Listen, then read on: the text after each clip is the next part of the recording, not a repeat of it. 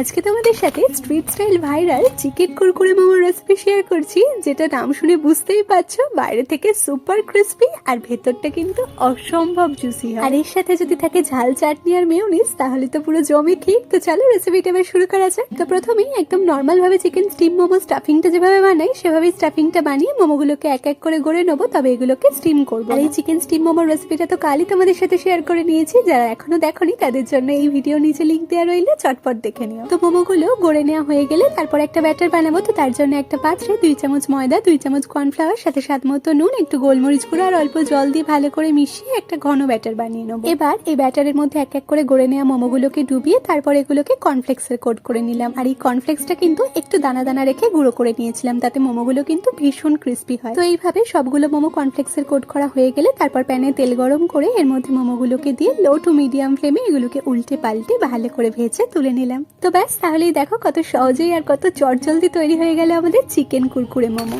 তাহলে আজকের এই চিকেন কুরকুরে মোমোর রেসিপিটা তোমাদের কেমন লাগলে অবশ্যই কমেন্টে জানিও, আর বাড়িতে কিন্তু একবার অবশ্যই ট্রাই করে দেখো, ভীষণ ভালো খেতে হয়। আজ তাহলে এটুকুই, টাটা।